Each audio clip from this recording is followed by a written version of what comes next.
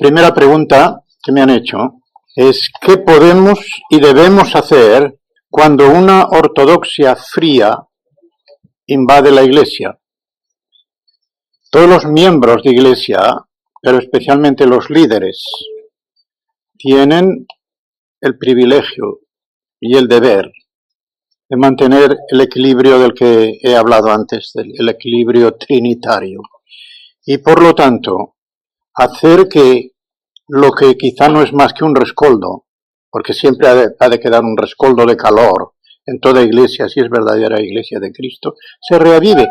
En el mismo sentido en que el apóstol Pablo está diciendo a su discípulo Timoteo que reavive el fuego.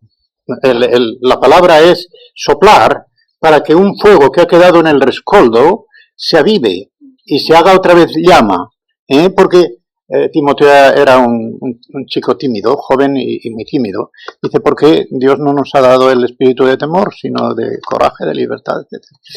Pues bien, todos y cada uno han de poner de su parte el entusiasmo necesario mediante primeramente la oración al Señor para que reavive aquello que parece que se está muriendo y que se va quedando en pura ortodoxia. Digo que es deber de todos, deber y privilegio de todos y cada uno. Y aquí voy a decir una cosa que la suelo decir. Tengan en cuenta que la iglesia, cada iglesia local, es como una especie, tomando de la física, de vasos comunicantes. Lo que quiero decir es lo siguiente. No hay ninguna cosa, buena o mala, que un miembro de iglesia haga, y puede ser en su interior, cosa, por ejemplo, que le hace crecer espiritualmente, porque él tiene un espíritu de oración mayor, por ejemplo, o un acceso a las Escrituras mejor, o se deja conducir del Espíritu Santo mejor. Toda cosa de esta clase que lleva a cabo un miembro de iglesia, aunque él no se dé cuenta, hace subir automáticamente a algún grado en el nivel general de la congregación. De la misma manera que cualquier pecado de un miembro de iglesia, aunque los demás no sepan nada, hace descender automáticamente en algún grado el nivel de la congregación. Así que cada uno tiene este derecho y esta obligación de poner fuego donde no lo hay, de poner mensaje donde parece que aquello anda un poquitín mal, y eso subirá, hará subir el nivel de la iglesia. Pero, sobre todo, los líderes tienen una responsabilidad especial. Porque si se llaman líderes es porque son los que conducen. Son los que tienen que conducir al rebaño porque son pastores. Yendo delante en todo esto, el rebaño ordinariamente seguirá. Y los que no siguen al pastor, les recordaré Hebreos 13:17. Un versículo que no tiene pierde, aquel de la sumisión y la obediencia a los pastores para que ejerzan su ministerio con gozo y no con tristeza, porque eso no os conviene, dice el autor. No os conviene. Cuando el pastor queda entristecido o deprimido por cosas que pueden pasar en la congregación, toda la congregación lo va a sufrir. Pero, como digo, ellos tienen también la responsabilidad especial para poner ese fuego donde no lo haya. Si predican con pureza el mensaje del Evangelio, el fuego automáticamente irá surgiendo en la congregación. Porque muchas veces la falta está en eso. Si no se predica la verdadera palabra de Dios con poder, no puede haber fuego en la congregación. Y tenemos esto. Se queda en una ortodoxia fría. De modo que no hay otra cosa que hacer cuando invade la frialdad a una iglesia, que todos y cada uno, pero especialmente los líderes, poner fuego y ser conducidos con poder por el Espíritu Santo para que eso suceda. Si queda algún detalle, pueden seguir preguntando. No ha sido para el Señor el hacerse hombre, aunque hombre perfecto, una humillación. En realidad no, porque como he dicho, Adán era un hombre relativamente perfecto. Digo relativamente porque no puede compararse a Adán con el Señor Jesucristo. Pero el Señor Jesucristo, al hacerse hombre, unió una naturaleza humana a su persona divina, de modo que en vez de hacerse de menos, se hizo de más, porque no perdió nada de su naturaleza divina y adquirió una naturaleza humana mediante la cual pudo hacer cosas que no habría podido hacer mediante su naturaleza divina. Conversar afablemente con las personas, tener compasión, el ser un Dios visible, Dios con nosotros, la transparencia de Dios entre nosotros.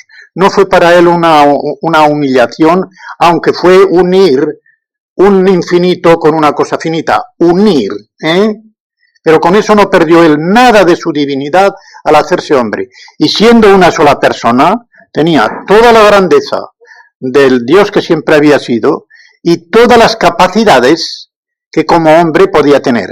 Y además había una cosa por la cual incluso era necesario que se hiciera hombre, no solamente para hacerse solidario y poder padecer por nosotros como sustituto, que no lo podría haber hecho, sino que también en esta forma él se constituía en cabeza de la nueva humanidad. Y el nuevo hombre que cada creyente es, lo es precisamente porque tiene una cabeza humana. Es Jesucristo hombre, el mediador entre Dios y los hombres, no Jesucristo Dios. Porque como Dios no es medio, sino extremo, un extremo y el otro extremo. Es como hombre porque es un hombre perfecto. Un hombre santo que a la vez es Dios y por lo tanto en una persona divina tiene todas las excelencias de la divinidad, pero tiene también todo lo grande que puede ser un hombre humano que ha llegado a ser un hombre perfecto. Como suele decirse, el hombre nunca puede quedarse en mero hombre, o será suprahombre, pero no en el sentido de Nietzsche, sino en el sentido divino de que es sobrenaturalmente partícipe de la naturaleza divina o es infrahombre. Peor que las bestias. No hay medio, no hay medio. El hombre o es infrahombre o es suprahombre en el sentido que digo. Por lo tanto, no fue humillación, fue una añadidura, esa naturaleza humana a la divina, pero que era necesaria para cumplir su función de mediador, de sustituto, de transparencia del Padre, todo lo que ha podido ser el Señor Jesucristo para nosotros, y no lo hubiera sido sin ser hombre.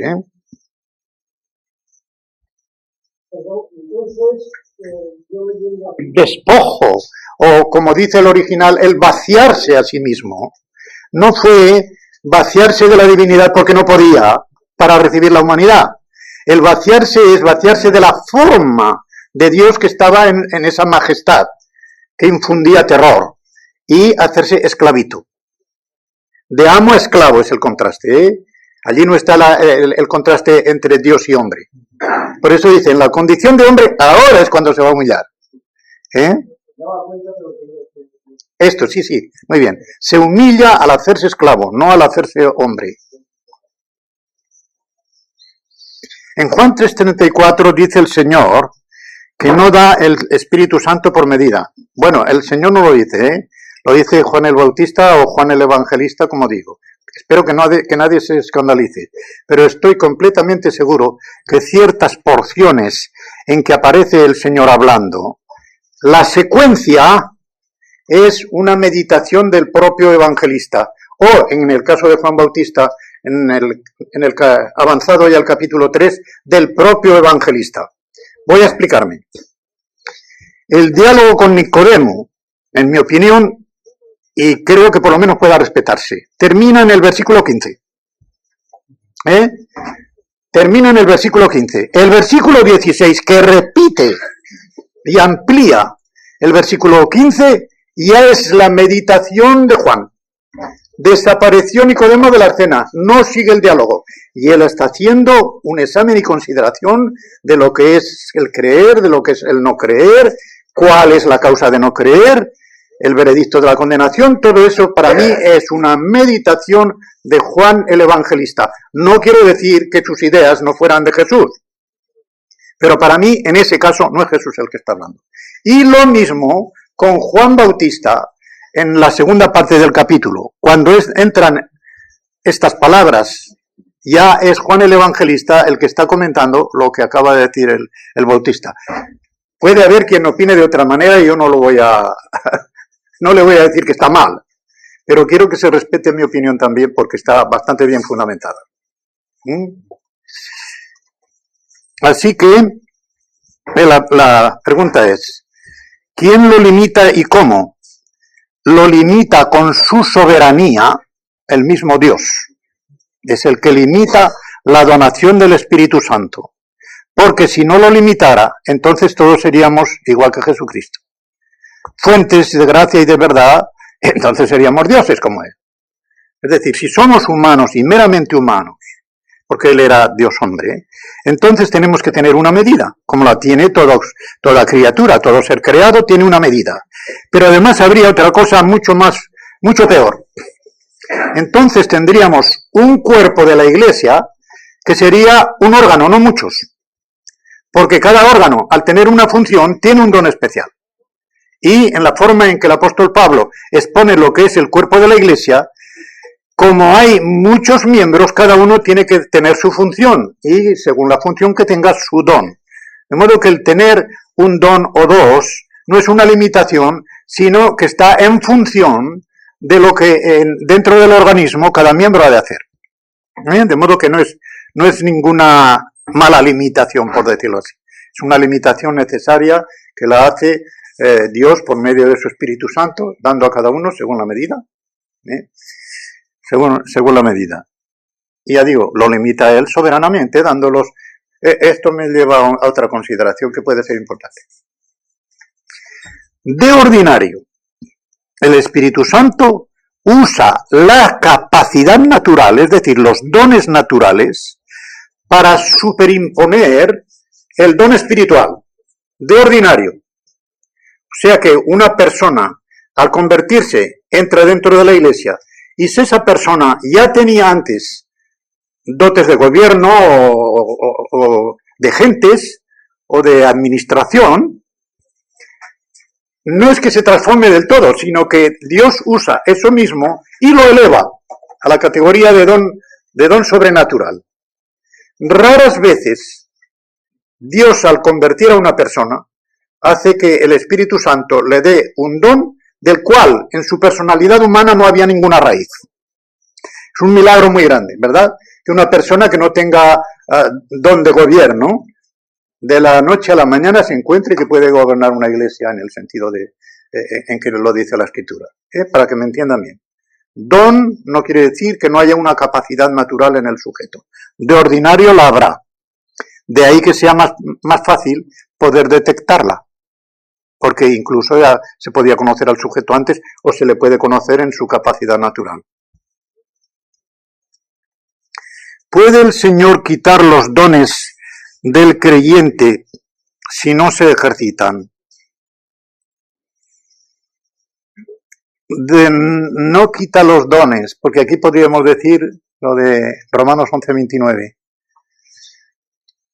El llamamiento y los dones de Dios son sin arrepentimiento. ¿Qué quiere decir? Son irrevocables. Son irrevocables. Lo que le va a pasar a este creyente, y tendré que hacer otra salvedad, es que si no ejercita como se debe el don, entra ya dentro de lo que podríamos decir una disciplina drástica, que quizá no llegue a la muerte, ¿verdad? Pero sí va a desaparecer en tal forma del escenario que no va a servir para nada dentro de la congregación. No va a servir para nada. Yo no digo que si es creyente es salvo para siempre y tal, pero va a descender en tal forma que se va a hacer un inútil en el terreno espiritual. Aunque adelante algo para mañana, esto es esencial que lo diga ahora. Los carismas en la Iglesia no se dan primordialmente para provecho del individuo que los posee, sino, como dice el texto sagrado en el versículo 7, para provecho común, quiere decir para provecho de la comunidad. Y esto lleva consigo la siguiente paradoja aparente. los dones carismáticos pueden encontrarse en individuos no convertidos, no regenerados. Pero por medio de un miembro no regenerado, Dios puede hacer que pase como por un canal el don y que se aproveche la iglesia. ¿Es que no pueden convertirse inconversos por medio de un predicador inconverso? Sí. Todo el que tenga alguna experiencia de la vida y la puede tener incluso por sí mismo, sabe que esto puede darse. Porque de la misma manera que usó la burra de Balaam para reprender a Balaam, pues también puede usar un individuo inconverso. Lo voy a decir mañana, pero lo digo ahora también. ¿Hizo milagros Judas? ¿Echó demonios Judas? Sí. Porque de lo contrario el Evangelio nos lo diría claramente, que cuando los envió el Señor Jesucristo para esos menesteres, diría, excepto Judas, bueno, ese tío no. Sí. Y aquellos que dice el Señor Jesucristo al terminar el Sermón del Monte, en el capítulo 7, ¿cuántos vendrán aquel día y me dirán, Señor, Señor, no hicimos milagros en tu nombre, no echamos demonios? Y yo les diré, apartaos de mí, hacedores de iniquidad. De modo que para que tengamos esto en cuenta, los dones en el sentido de carismas pueden estar en un individuo inconverso porque sirven primordialmente para provecho común. Al contrario que la gracia salvífica, porque la gracia que salva y que santifica se da primordialmente para provecho del individuo y después para hacer subir el nivel general de la iglesia y ser también de provecho de la comunidad. Pero van en sentido inverso,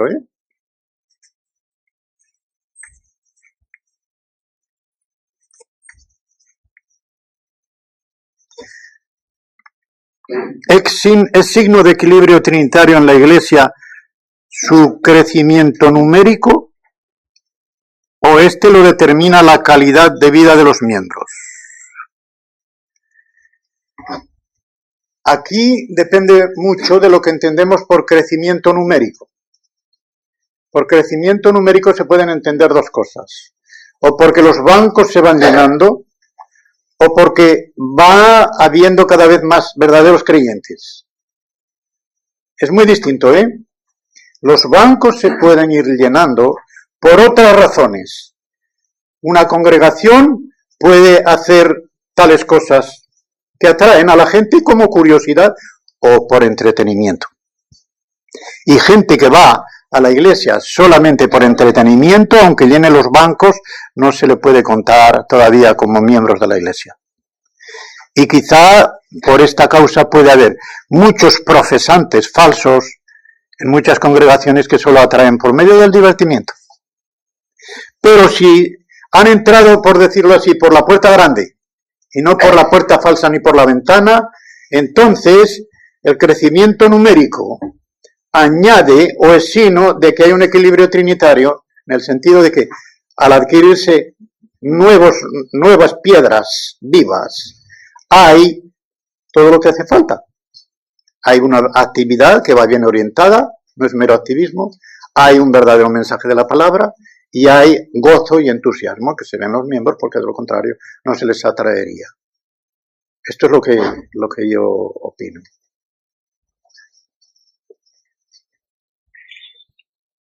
¿Qué hacía concretamente en la práctica del diácono del Nuevo Testamento? Creo que a esto se puede responder, y creo que voy con la mayoría de los comentaristas, de que la diaconía de la que se nos habla en Hechos 6 es de suyo diferente de la que tenemos en Primera de Timoteo y en Tito. Porque la que tenemos en Primera de Timoteo y en Tito es una diaconía netamente espiritual. En cambio, la de Hechos 6 es claramente servir a las mesas. Es cuestión de reparto y administración de cosas materiales, que como dice allí, los apóstoles tuvieron que delegarla para que ellos se dedicasen, como dice Pedro, a la oración y a la predicación de la palabra. Entonces, todos los menesteres administrativos, etcétera, lo encargan a estos diáconos, en el contexto que hay allí. Y voy a decir una cosa, como no conozco las iglesias, lo puedo decir, como cuando se disparan tiros y, bueno, A alguno acertarás, pero como no sabes a quién, te quedas con la conciencia tranquila de que no has herido a un hermano sin más ni más. Toda actividad dentro de una congregación que tenga que ver con lo económico, administración y tal, no deberían tenerla los pastores, no deberían tenerla los ancianos.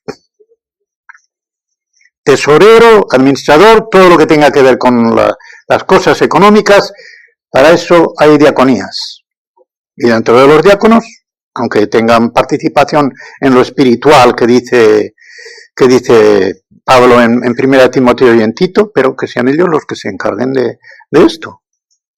Bueno, para mí, espero que para todos vosotros que os congregáis aquí, hay dones extraordinarios para un tiempo y lugar, especialmente para un tiempo limitado, que era la fundación de la Iglesia, en la Iglesia primitiva, y sobre todo cuando el canon del Nuevo Testamento no había sido concluido.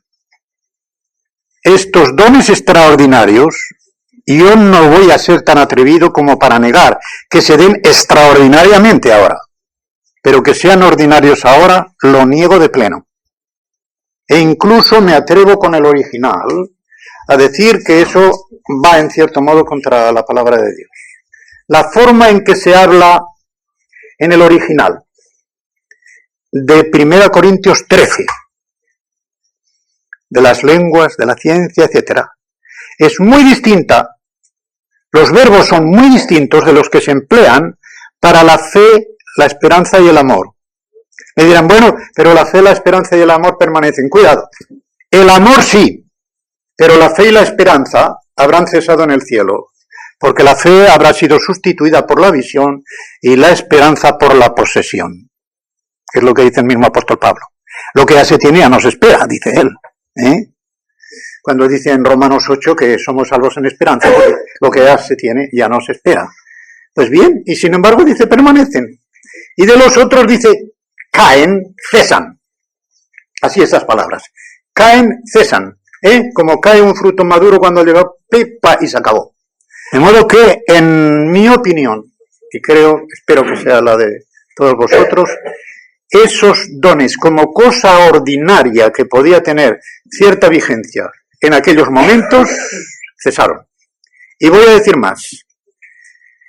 Aún en aquella época, esos dones no cabe duda de que se usaban a veces malamente. De lo contrario, Pablo en 1 Corintios 14 no usaría las frases que usa. Les digo, hermanos, que una de las cosas que me chocaron mucho cuando era un bebé en el Evangelio era eso de que Pablo impusiera restricciones al Espíritu Santo, según me parecía a mí, y que los que profeticen que no sean más que tantos, y que los que tal que no sean más que tantos. Yo me decía a mí, este hombre estaba limitando al Espíritu Santo. No, lo que estaba limitando era al espíritu humano, y quizá a veces al espíritu demoníaco. Porque todo lo que no es del Espíritu de Dios, yo no niego que pueda ser humano, pero a veces puede ser diabólico. Porque el diablo, hermano, se aprovecha de lo bueno mucho más que de lo malo. Lo malo lo enfrenta el creyente de una forma que la ve clara. Pero lo bueno es lo peor. Como suelo decir yo, el diablo goza mucho aprovechándose de las virtudes de los pastores, más que de sus defectos, porque hay virtudes que son un defecto claro y no se ven. Voy a poner un ejemplo. Un líder que sea un dictador, él se cree que está haciendo la causa del Evangelio y que está manteniendo la gloria de Dios, y no se da cuenta de que lo que está haciendo es limitar el ejercicio de los dones en su iglesia y llevarlos por un camino que quizá no sea el de la palabra. Pues para él es una virtud, en realidad es un defecto. De modo que de todo esto se aprovecha el demonio, y se ve claramente en lo que les dice Pablo, que no sean más que tal y cual, porque él sabía muy bien que en el momento en que hubiera un desorden, aquello no era de Dios, aquello no era del Espíritu Santo. Por eso termina la porción en el versículo 40 diciendo que todo se haga decentemente y con orden, porque Dios no es Dios de confusión, sino de paz, de orden. El cosmos significa orden.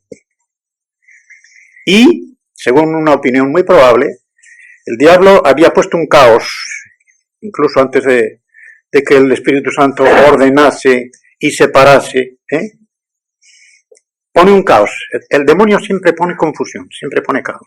Dios pone cosmos, o sea, orden, todo bien organizado. Así que los que siguen vigentes hoy son bastante claros. No los espectaculares, sino los que verdaderamente sirven para edificación de la Iglesia.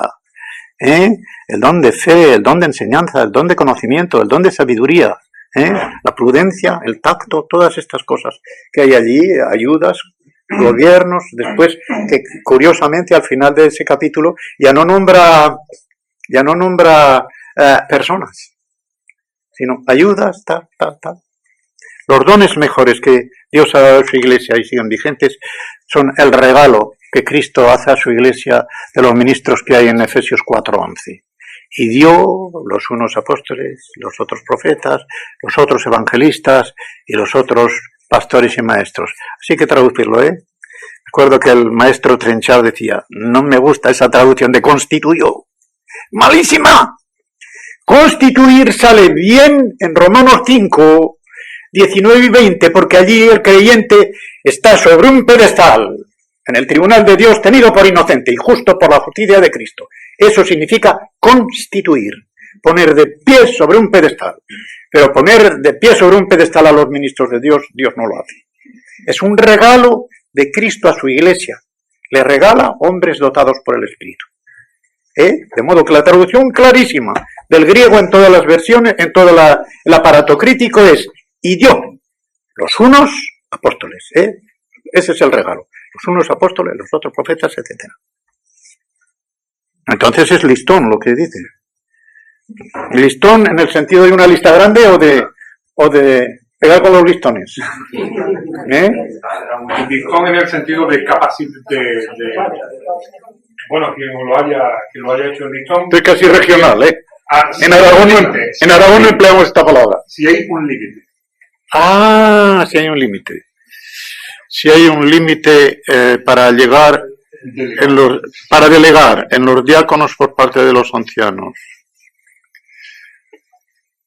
Bueno, según lo que yo he dicho antes, yo creo que los ancianos han de delegar o deben delegar en los diáconos toda la cuestión administrativa.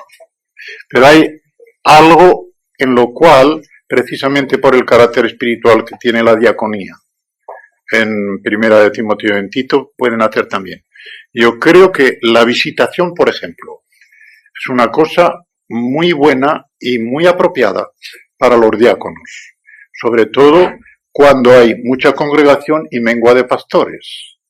Los pastores deben dedicarse, como dice Pedro, más bien a la oración y a la preparación de sus mensajes que a la visitación, aun siendo la visitación una cosa tan buena.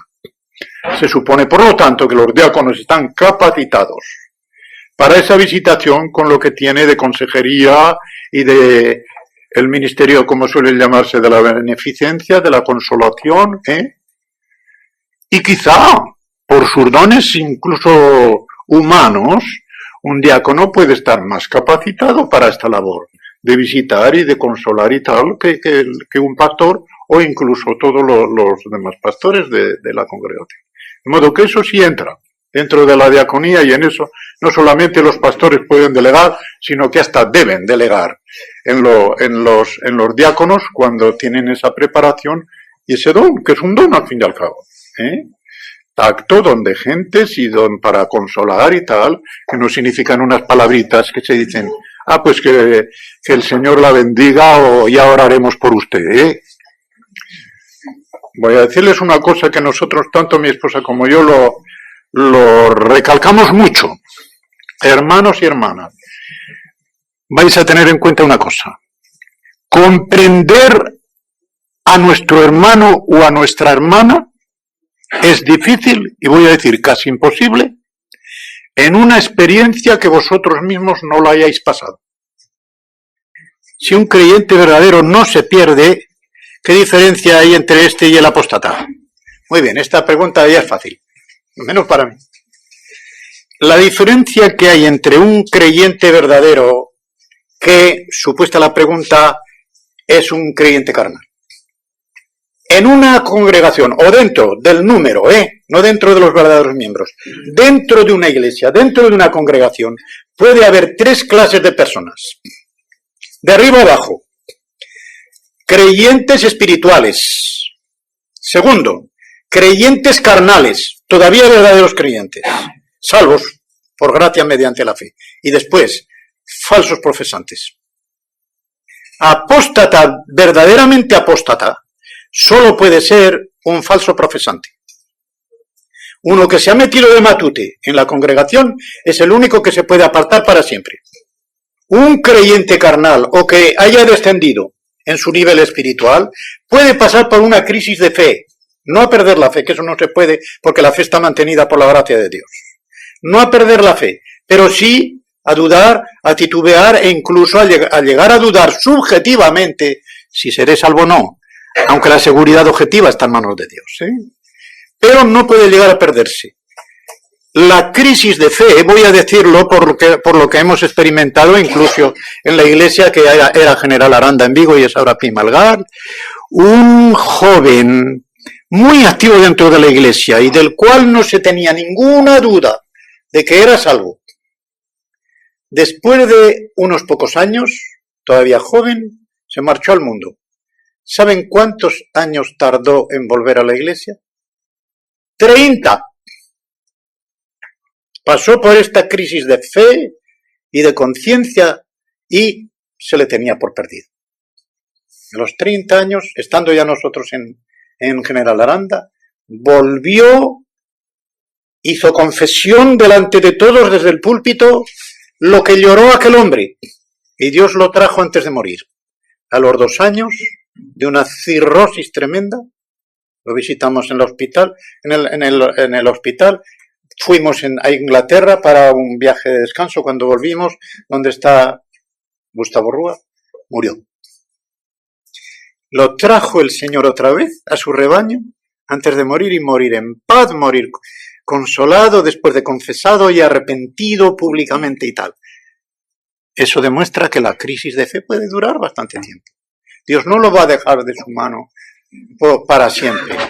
Pero, como digo, estos 3 hay que diferenciarlos muy bien. Estando en Gante en unas conferencias internacionales, en un grupo de jóvenes de todas las naciones se suscitó esta pregunta.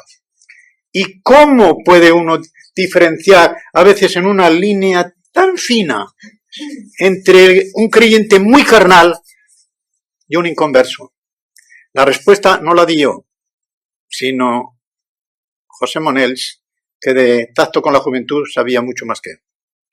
Y dijo lo siguiente: en el inconverso no hay conflicto, está totalmente bajo el demonio.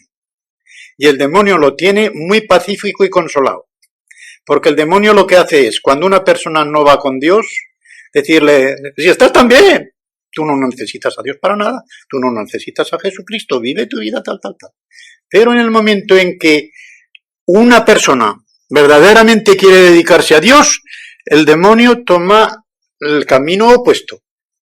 Pero tú, tener comunión con Dios, ¿qué va? Mira lo que haces, mira tal. Y le saca todos los defectos, porque es el acusador de nuestros hermanos. Jesucristo es nuestro abogado de los creyentes. Y el demonio es el fiscal. No tenemos en el cielo a ningún fiscal. El demonio es totalmente el fiscal. Y aquella frase tan bonita que tiene Juan en la primera epístola, en el capítulo 3, cuando dice, si nuestro corazón nos acusa, Dios es mayor que nuestro corazón. ¿Puede un creyente tener una conciencia tan escrupulosa que crea que va muy mal en el camino hacia el Señor? Y Dios le dice, te equivocas, hijo mío. Eres defectuoso y, claro, tendrás pecado en ti hasta que llegues a la consumación, hasta que llegues a la glorificación. Pero no eres tan malo como crees. Eso nos lo puede decir el Señor, para consuelo nuestro. Cuando una persona es verdaderamente dedicada, si es carnal, no. Es el demonio el que le va a engañar. Pues bien, el creyente, si es verdadero creyente, aunque sea carnal, tendrá conflicto en su conciencia. Yo les explicaba en Vigo lo de un creyente carnal. Digo, un creyente carnal, si eres verdadero creyente y te gusta tanto el fútbol, que te vas a ver al Celta por la tarde en vez de venir al culto vespertino, si eres verdadero creyente, no puedes menos de sentir alguna punzada de decir, mis hermanos están en el culto y estoy aquí, muy tranquilito viendo el partido, además si viene el Barcelona o el Real Madrid, ¿verdad?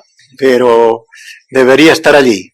Pero sofocan ese impulso bueno con el impulso de carnal. Están mal porque saben que deberían estar en un sitio y están en el otro. Hay conflicto. Pequeño o mayor, hay conflicto. El inconverso no tiene tal conflicto. Y el creyente espiritual tampoco. Por eso hay, aunque divague un poquitín, esto es tan esencial. Un puritano inglés llamado Thomas Brooks escribió un libro que no creo que se haya traducido, al menos yo no lo sé. Lo iba a traducir, pero la misión en que estaba yo cambió de opinión. Que se titula El cielo en la tierra. Y en el prólogo del libro, o en la introducción del libro, él dice que todo creyente tiene un cielo asegurado, pero él ha escrito el libro para que el creyente tenga dos cielos, que lo tenga ya aquí en la tierra. ¿Quién es el creyente que tiene un cielo en la tierra? El creyente verdaderamente dedicado, el creyente espiritual que tiene todo su amor a Dios, todo su gozo en el Señor, y en paz con Dios y con sus hermanos, este está gozando ya del cielo. Antes de entrar en el cielo de arriba, está ya aquí gozando de alguna manera en el cielo, porque tiene una comunión tan grande con el Señor. Y donde está el Señor está el cielo.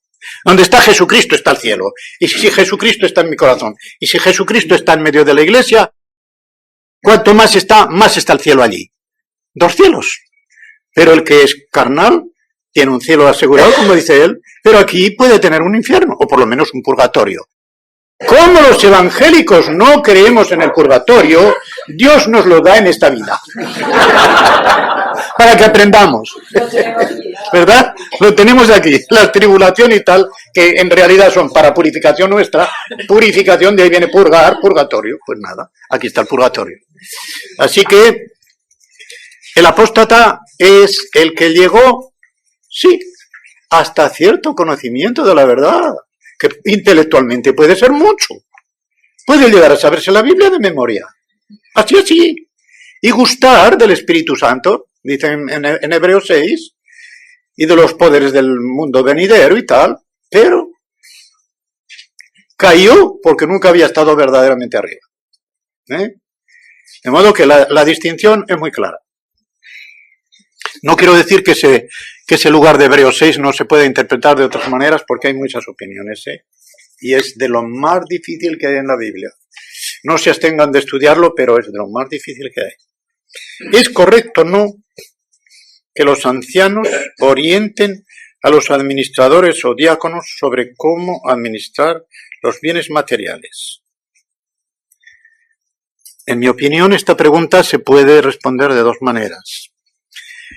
Si los ancianos tienen dones de administración también y dones de finanzas, quizá lo puedan hacer, pero si no, mejor es que se abstengan.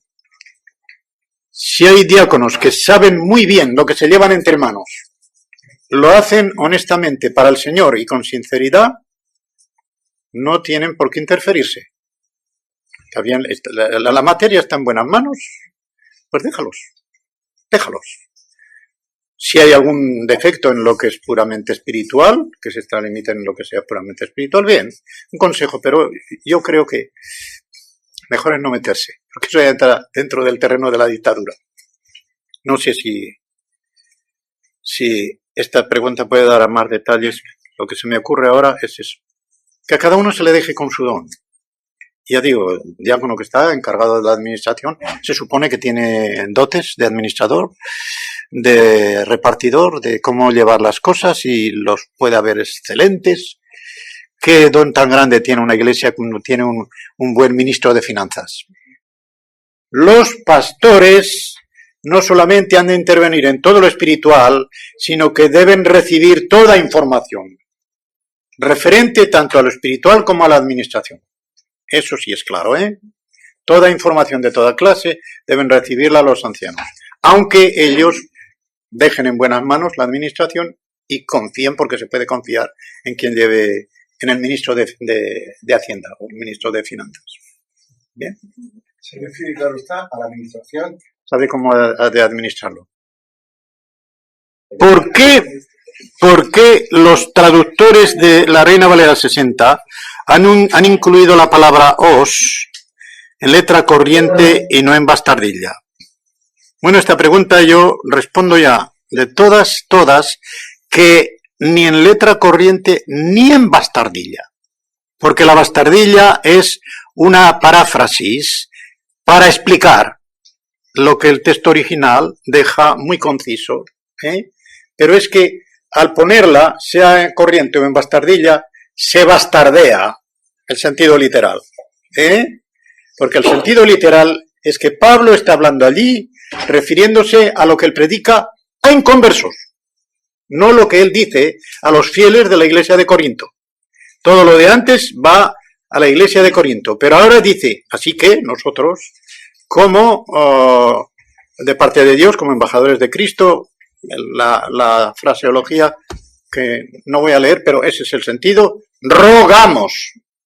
Paracalumen, un verbo que puede significar ruego, exhortación, intimación a veces, puede ser fuerte el verbo este, reconciliaos con Dios. Que es lo mismo que dijo en el collado de Marte o en la Acrópolis de Atenas. Dios manda ahora a todos los hombres en todo lugar que se arrepientan, habiendo pasado por alto la ignorancia de los tiempos pasados, manda ahora en todo lugar a todos los hombres que se arrepientan. Es lo mismo, reconciliaos con Dios. La fe y el arrepentimiento son las dos caras de una misma moneda, de modo que no da lugar a no saber dónde es palabra de Dios y dónde es relleno del traductor. Bueno, con lo que ya he dicho, si hay cursiva ya se sabe dónde es relleno para que se entienda. Pero en el caso al que nos estamos refiriendo, no debe estar ni en corriente ni en cursiva. Aquí entra una cosa que yo veo y a veces dicen, o me pueden decir, es que estas cosas no se pueden decir a los creyentes así que son inmaduros, se van a escandalizar. Se van a escandalizar. Yo espero que todos vosotros seáis lo suficiente maduros para que no os escandalicéis de lo que voy a decir. Recuerdo en Inglaterra la gracia que me hizo, gracia no, pena. Un señor que escribe a uno de los periódicos ingleses o revista y dice, para mí no hay otra Biblia que la versión autorizada tal, porque creo que es la única que es la palabra infalible de Dios. Alguien que diga eso tiene una ignorancia supina y un orgullo de muchos quilates, para pensar que él es el único que tiene la única palabra infalible de Dios. Hermanos, no hay más palabra infalible de Dios que los textos originales. Y los textos originales, ¿cómo estaban desde el principio? Que hubo cambios en el texto hebreo del Antiguo Testamento, está fuera de dudas, y como lo explicaba a ciertos hermanos con la Biblia hebrea ahí. Los escribas, bastantes siglos antes de Jesucristo, por creer que era una irreverencia, por falsa reverencia, cambiaron al revés ciertos pasajes de la Biblia hebrea, y esas modificaciones existían al margen antes de que se inventara la imprenta. Al inventarse la imprenta, esas modificaciones se acabaron y nadie sabe lo que había antes. Pero los masoretas, o sea, los que se encargaron del texto definitivo con vocales y todo, pusieron un circulito blanco encima de aquellas consonantes, porque es en consonantes las de arriba, donde se había introducido la modificación. Por ejemplo, el que yo comentaba esta mañana está en Isaías 63:9. Nuestras Biblias, muy bien, porque no se atienen al texto hebreo actual, sino a lo que había antes, que era lo correcto. Dicen, en todas sus aflicciones él fue afligido, Dios. Creyeron que eso era una irreverencia y cambiaron una letra por otra, de forma que hoy dice, aunque pone un circulito para decir cuidado, en todas sus aflicciones no fue afligido. Todo lo contrario, solo cambiando una letra, en hebreo. Pero, gracias a Dios, los que tradujeron ya, creo que desde la primera Reina Valera, tuvieron en cuenta la modificación que había habido. Ya la pusieron como debe ser. En el Nuevo Testamento, aunque también en el Antiguo hay diversas variantes en los manuscritos, en el Nuevo Testamento hay miles de variantes. Por ejemplo, ahí tienen ejemplares, este es el texto crítico, y aquí más de media página está consagrada a las variantes de algunos versículos del texto de arriba. Estas variantes, aunque sean varios millares, quizá más de 6.000, nunca afectan a ningún punto doctrinal importante. Nunca afectan a ningún punto doctrinal. Puede ser, por ejemplo, le voy a decir un versículo, creo que es Apocalipsis 1.5, para no decir de memoria y quedarme en feo. Vamos a ver si es por ahí. Hay un verbo, ya verán, en que la variante tiene muy poca importancia, pero para que se sepa. Sí, es 1.5. Confío bastante en mi memoria, pero de cuando en cuando también me hace alguna mala trastada. Y dice, y de Jesucristo el testigo fiel, el primogénito de los muertos, es decir, primero que salió de la tumba, y el soberano de los reyes de la tierra, al que nos ama, bien, eso es claro que está presente, y nos libertó, lusanti.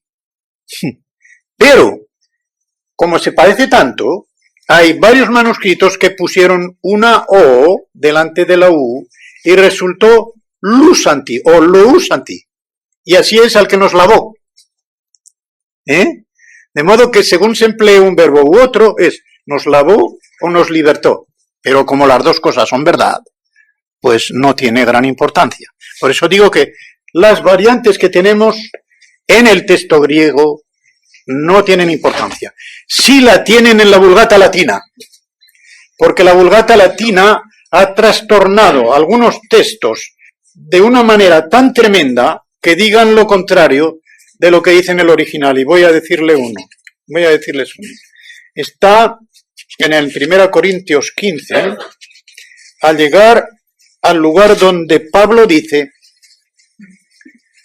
no todos resucitaremos, pero todos seremos transformados. La Vulgata Latina lo dice al revés. Todos resucitaremos, pero no todos seremos transformados. Así de mal. Y claro, y hay un punto escatológico que se nos pone así que esa. Porque ¿dónde está entonces el subir con el Señor a los que quedemos? A los vivos que quedemos entonces. Pues en la Vulgata Latina está al revés. De modo que eso ya es de más cuidado. Y alguna otra cosa que tiene la Vulgata Latina, tanto en el Antiguo Testamento como en el Nuevo, está bastante mal. Pero el texto griego, con todas las variantes que tenga, nunca toca un punto doctrinal. Al menos un punto doctrinal que sea importante, que no sea pura periferia, en lo cual no tiene que ver ninguna cosa. De modo que no hay que escandalizarse cuando se diga que hay muchas variantes en el texto crítico. Si los ministros del Evangelio son servidores de Dios y de sus hermanos, cuidado, yo no he dicho esto. Los ministros del Evangelio son esclavos de Dios y servidores de sus hermanos, para que se entienda mejor, esclavos de Dios, o sea, totalmente dedicados a Él y totalmente posesión de Él. ¿Por qué en las iglesias aparecen en su mayoría como jefes del rebaño? Bueno, yo no sé si será en su mayoría, pero vamos, en el porcentaje que sea, es incorrecto que se comporten como jefes del rebaño. Hermanos, la triste realidad es que lo pecaminoso del hombre se manifiesta más en puestos de jefatura, porque de ordinario, los líderes tienen un don de, ¿cómo diría yo?, de conducción, de saber imponerse a los demás. Es decir, temperamento que impacta.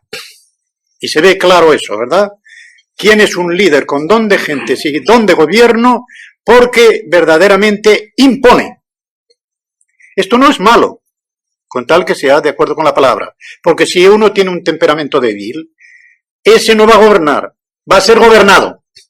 Y un miembro de la iglesia tirará por un lado y el otro tirará por otro y no habrá nada de gobierno en aquella iglesia. De modo que un líder de iglesia tiene que tener cierto grado de voluntad y de carácter para poder imponerse. Ahora, cuando ese grado de imposición no está de acuerdo con la palabra y no se da cuenta de que es un servidor, no un dueño de la iglesia, sino un servidor de la iglesia, y que tiene que dar cuenta al Señor de todo lo que haga, tendrá mucho cuidado. Pero como digo, la naturaleza humana es así.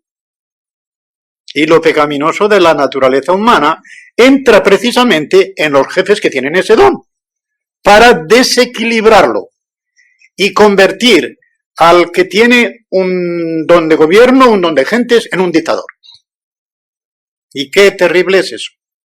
Qué terrible es eso, no solamente porque impone así por las malas, no por las buenas, sus criterios al rebaño, sino por otra cosa, que cuando se tienen bastantes años, por experiencia propia o ajena, lo sabe uno. Se convierte en don necesario. Es el que no se jubila nunca. Y aunque tenga ya más años que Matusalén y no tenga sus facultades como debería tenerlas, allí permanece. Allí permanece al frente y no hay quien lo saque de allí. Y si se le saca, se muere enseguida. Como al jubilado que ya no tiene nada que hacer, ¿verdad? Se muere enseguida. Se creyendo necesario. Es que yo estoy aquí defendiendo la gloria del Señor y defendiendo la pureza de la iglesia. ¿Qué pasará si me voy? No hay nadie aquí, yo no veo a nadie que me pueda suceder. Esta es la mentalidad, hermanos, ¿verdad que lo sabéis por experiencia, espero que ajena? Esa es la realidad. Y yo digo muchas veces, don necesario se murió hace muchos años. Y el que se crea don necesario en esta vida se equivoca. Nadie es para Dios don necesario. Porque eso es limitarle el poder a Dios. El que ha puesto sus dones y ha puesto a los líderes, siempre tendrá alguno reservado para cuando tú te marches. Así que nadie se tenga por don necesario, ¿eh? Creo que está respondido, ¿no? Ahora, el por qué, ya digo, es la naturaleza humana, que de un don que Dios pone y que sirve para el provecho de la iglesia, se extralimita por su carnalidad y se convierte en dictador.